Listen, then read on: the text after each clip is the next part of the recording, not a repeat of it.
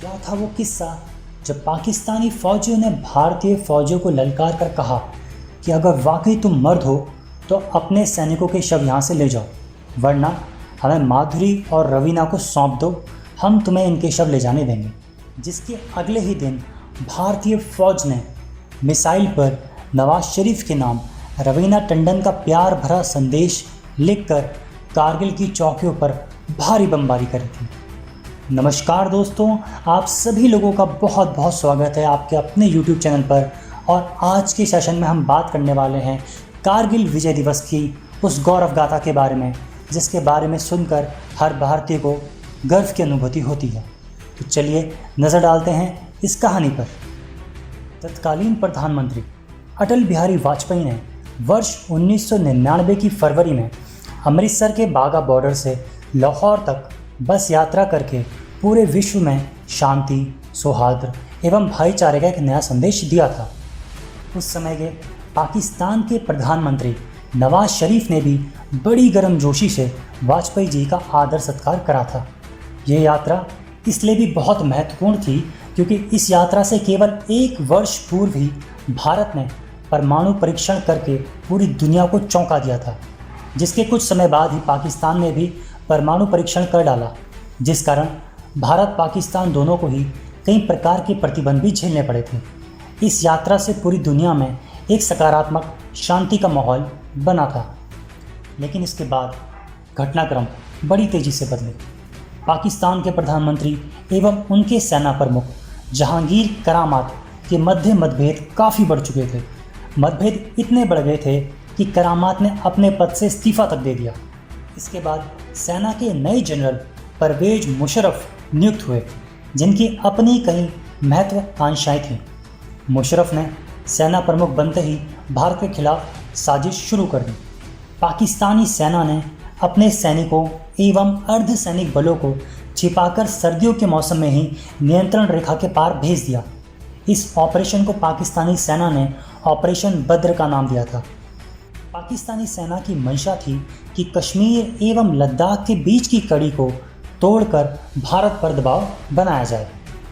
कश्मीर में सर्दियों के मौसम में यानी नवंबर-दिसंबर के समय भारी बर्फबारी होती है, जिस कारण दोनों देश की सेनाएं ऊंची दुर्गम चोटियों से पीछे हट जाती हैं एवं गर्मियों की शुरुआत में अप्रैल के बाद वापस अपनी चौकियों में तैनात हो जाती हैं। पाकिस्तान ने इसी समय का फ़ायदा उठाया एवं अप्रैल महीने से पूर्व ही कश्मीर की भारतीय चौकियों पर कब्जा कर लिया था। पाकिस्तान ने श्रीनगर लेह राजमार्ग को बंद करने की योजना बनाई थी। इस सड़क को बंद करना पाकिस्तान की प्रमुख रणनीतियों में शामिल था, क्योंकि यह एकमात्र रास्ता था जिससे भारत कश्मीर में तैनात अपने फौजियों को हथियार भेजता था। पाकिस्तान ने लगभग 5000 सैनिकों के दम पर भारतीय चौकियों पर कब्जा कर लिया था। पाकिस्तान ने जब भारत की चौकियों पर कब्जा किया, तब ये बात एक चरवाहे के माध्यम से भारतीय सेना को पता चली थी। शुरुआत में भारतीय फौज को ऐसा लगा कि ये केवल कुछ सिपाही हैं एवं इस घटना को छोटी घुसपैठ ही समझा गया, लेकिन जल्द ही भारतीय फौज को वास्तविकता का अंदाज़ा हो गया। भारतीय फौज ने 3 मई 1999 को ऑपरेशन विजय शुरू किया, जिसका मकसद पाकिस्तानी फौज को वापस उनकी सीमा में खदेड़ने का था। पाकिस्तानी फौज पहाड़ की ऊंची चोटियों पर कब्जा करके बैठी थी, जहां से नीचे खाई में भारतीय फौज पर निशाना लगाना बहुत आसान था। कई बार पाकिस्तानी सैनिक केवल पत्थर का उपयोग करके ही भारतीय सैनिकों को घायल कर देते थे। भारतीय फौज अधिकतर रात के समय ही इन पहाड़ों पर चढ़ाई करती थी।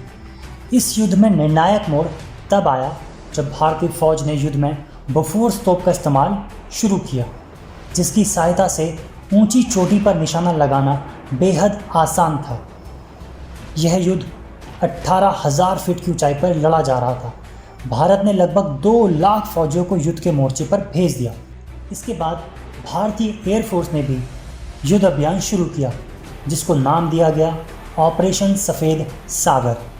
भारतीय वायुसेना ने MiG-27, MiG-21, MiG-29 एवं Mi-17 जैसे लड़ाकू विमानों को युद्ध में उतारा, लेकिन ये विमान अधिक ऊंचाई के क्षेत्रों में ज़्यादा कामयाब नहीं हो पाए, जिसके बाद भारतीय वायुसेना ने मिराज 2000 लड़ाकू विमान का इस्तेमाल किया, जो एक बहुत सफल रणनीति साबित हुई।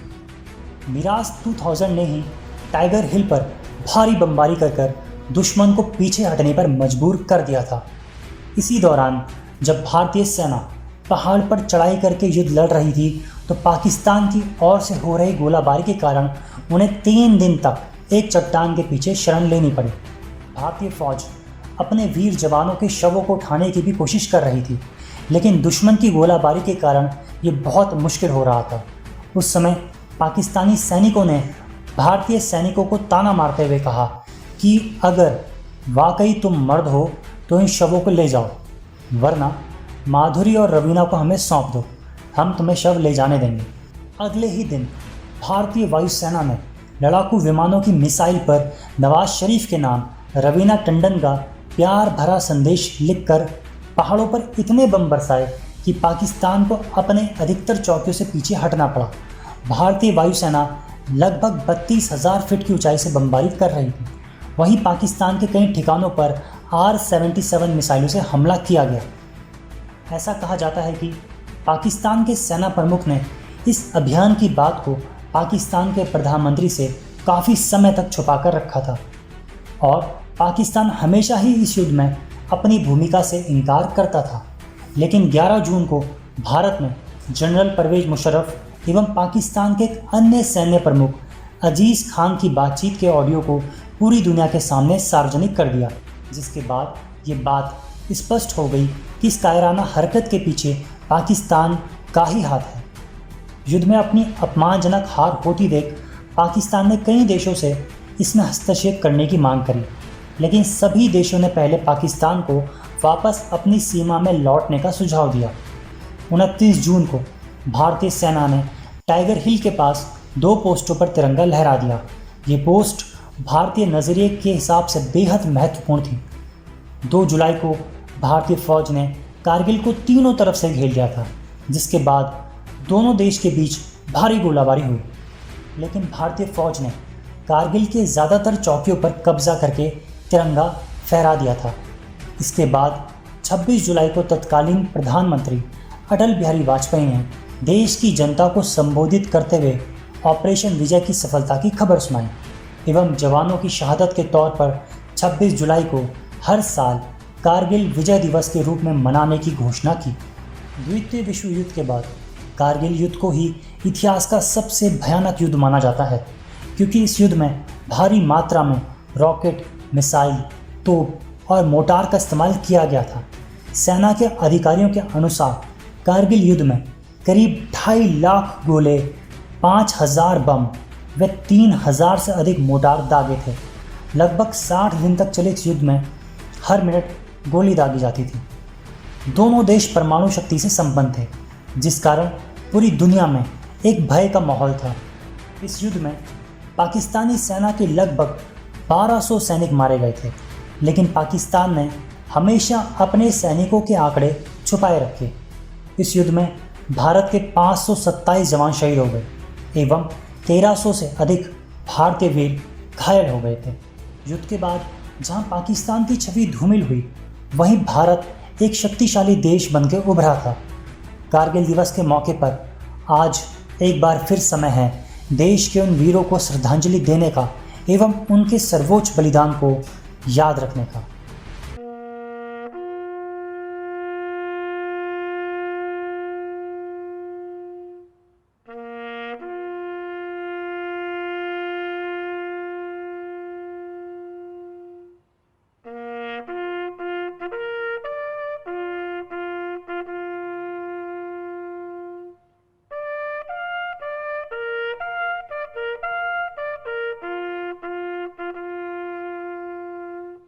दोस्तों, अगर आपको ये वीडियो पसंद आया हो तो इसे ज़्यादा से ज़्यादा शेयर करें। धन्यवाद।